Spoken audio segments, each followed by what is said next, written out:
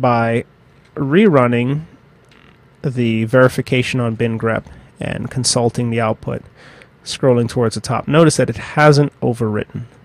So the installation of a package will not occur if the package already exists.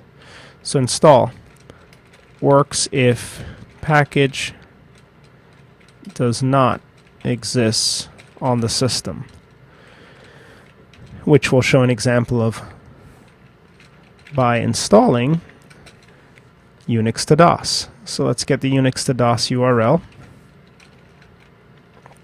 and we know it's not installed because it's not installed by default, and this will be a package that's installed momentarily, and then we'll get back to fixing the grep issue. So let's clear screen, Control-Shift-V to paste, and this will install Unix to DOS. And RPM query info Unix to DOS, which is the main name, should reveal that it's now installed, which means we should be able to find Unix to DOS. That's there, which leads us to another mode. That's upgrade. Now upgrade installs and or upgrades. So if a package does not exist, it will install it, and if it does, it will upgrade it. Let's try to RPM, and this is enacted with or affected with the uppercase U option, verbose hash marks, and let's get the URL for grep, which should be on the command line somewhere, and we should be able to pull that out by going into the command history, and that's Unix to DOS. Let's change this IVH to simply UVH, which is an upgrade process. Notice that it sees that the same version of the package is already installed. Let's go ahead and run the verification yet again, and this will dump quickly to stand out, and notice it still hasn't fixed the bin grep problem.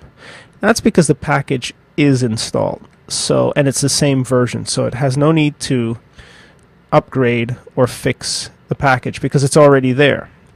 So how do we fix this problem? How do we get around it? Installing it doesn't work because it's there. Upgrading it, there's nothing to upgrade because it's already there. So how will this work? Well, we can still use the upgrade option. There's another package that we have in mind, and that's the converse of Unix to DOS, which is DOS to Unix. So let's use it anyway. But we just want to show you that because the package is there, it will not upgrade it because it's the same version. If the version were slightly higher, it would. Or if the package didn't exist, it would. But in this case, neither is the case. So let's RPM UVH. Now this package DOS to Unix currently doesn't exist. We can RPM query, try to get information about DOS to Unix, and you'll see that it doesn't exist. So that means we should be able to install it with the U option, and now the package exists.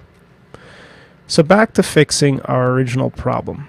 That leads us to one of the other modes, and that is to be able to remove packages, which is really a subset of installation, or the converse of installation, the fifth mode, uninstallation. So uninstallation or uninstall.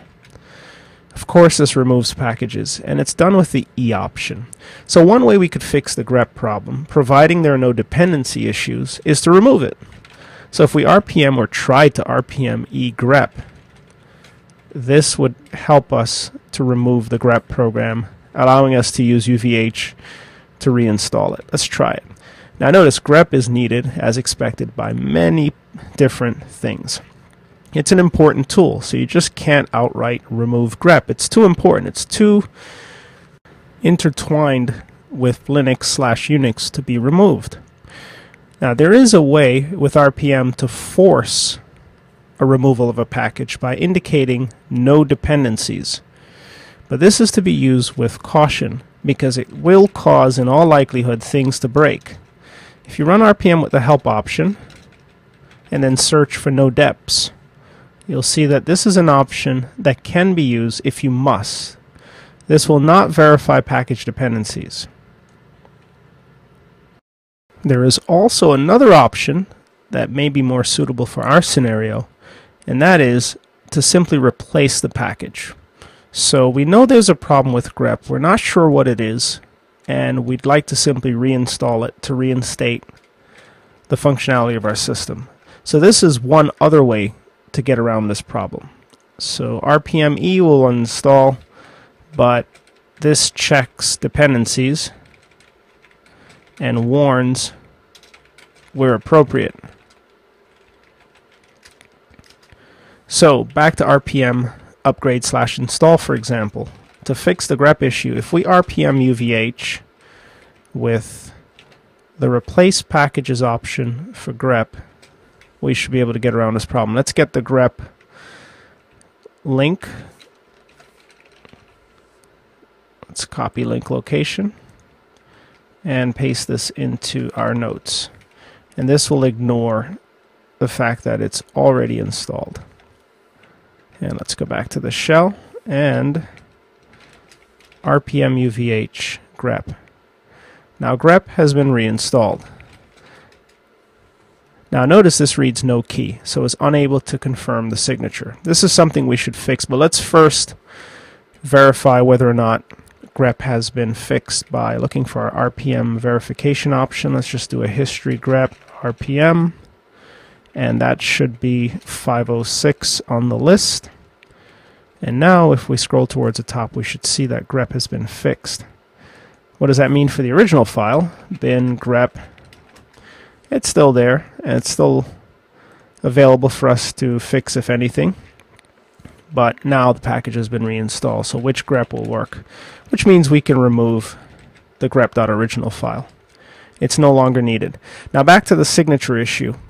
By default, the GPG key that's used to sign the packages have not been imported to the RPM database. So we need to import it. That's why we see the no key. So let's just note as another task, 6, import Red Hat RPM GPG key to confirm package signatures. Now this particular file is, the key that is included with the DVD build, which we have on our remote server.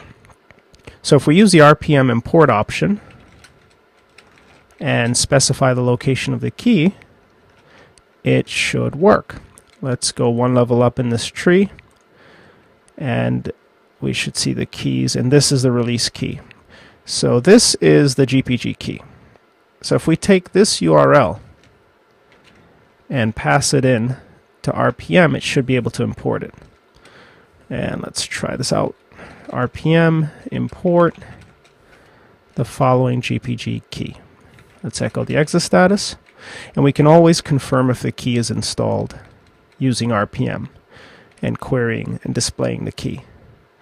But let's go ahead and try to fix the grep issue once more, since it's most recent in our history. And this will replace the package. And notice this time we don't see an error concerning the ability to confirm the package that's being installed, because we now have the key installed. To confirm that the key is actually in our RPM database, if we RPM query all GPG pub key for the public key asterisk, this will return whether or not the key is installed. And if you'd like to see the individual keys, use query info against the return value to dump the GPG key. So for example, RPM query info returns this key, and it gives you information about the key. So it's a GPG public key, its version, its release, the actual key, security at Red Hat, that's a summary, so on and so forth. Let's confirm the other key. It's just a front end to GPG, which we'll look at in the security section. So query info this key, and it is a longer key, and this is the release key. So release key 2. So 2 keys are on file, auxiliary key and a release key for confirming RPM signatures. It's important to import that particular key and any key for any package signer that you'd like to confirm using RPM. So we've just covered the major modes of operation of RPM. Again, RPM does not do well with respect to dependencies, perhaps due to its age. which is why the more apropos tool in this particular scenario and nowadays is yum. So next, we'll look at the yum environment, how to install packages, set up repository, and so on.